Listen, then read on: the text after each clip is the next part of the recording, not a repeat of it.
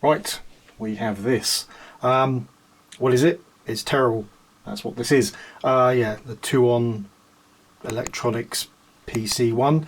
It says PC1, but it really is a really cheap Android phone in a keyboard. But that's fine. It's fine for what we want to do. And what do we want to do? Right. Well, there's a big thing at the moment of these kind of Star Mini computers and consoles, and there are some people working in that industry who, if you follow me on social media, you'll know I'm not particularly fond of, because they're just frankly awful people. Not all of them, I'll hasten to add, but some.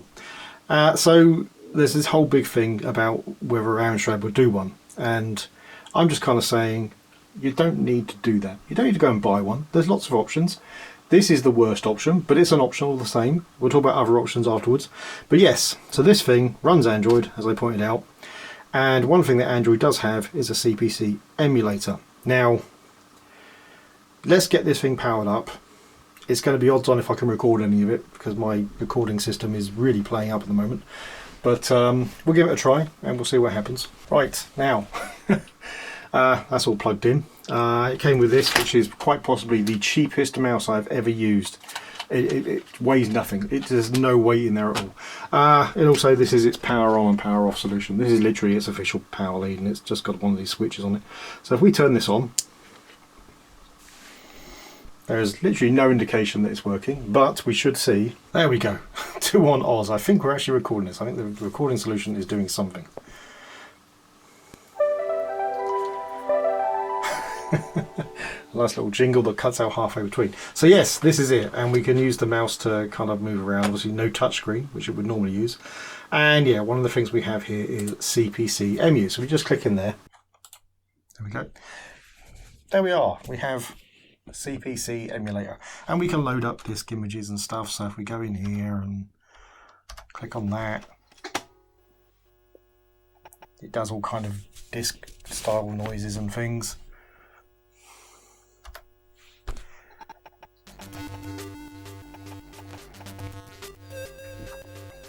It sounds basically okay. It's not great. The text, you see this, it's not brilliantly scaled, but it's fine. It works. So let's get out of this. There we go. So we have the CPC emulator. Obviously, it takes a while to boot up, and it doesn't auto start. We can fix the auto start thing. So we have a little application called auto start, which I downloaded. We can turn that on. I've already added CPC EMU as being the thing to auto start. And now if we restart, and this will still take exactly as long as it did before. I guess you probably didn't see that because the recording system would have given up recording because it was a black screen. Is it going to do the same again, or?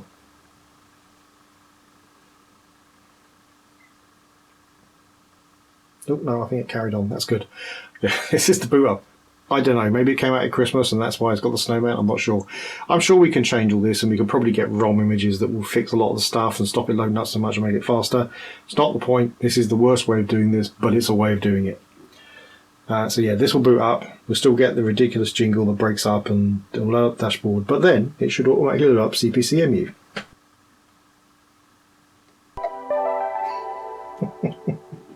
I love the way it just kind of gives up.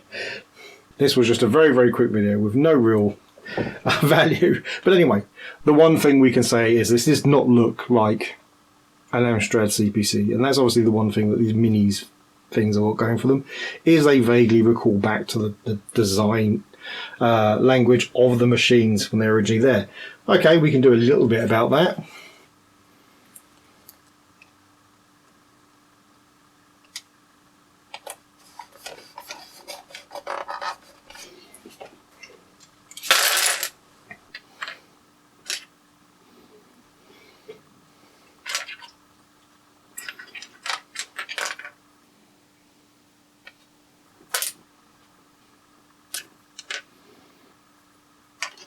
There. You'll probably be noticing that not all these keys were changed. That necessarily should have been. It turns out that there are 2 keys which are a different size to others, and my extreme research that I did to do this missed that. So they've not been changed. But there you go. This is a ridiculous project. Don't do this. Don't buy one of these. They're awful. They're ridiculous. There are so many other better ways of doing this. A Raspberry Pi. So you can get the 400, which has got a built-in keyboard. So, you know, that will do this project better, and you can really cut the install down so that it boots a lot faster. You can just emulate it on your PC. There's the Mr. project, which will let you do this as well. All much better options than this, because this also isn't particularly cheap. It wasn't what I wanted. There is a PC version of this, which would have been a much nicer way of doing it. I couldn't find one of those. I got this instead, and apparently they didn't make many of these. I can see why. They're awful, but yeah. This was just a thing. There are plenty of people out there who like the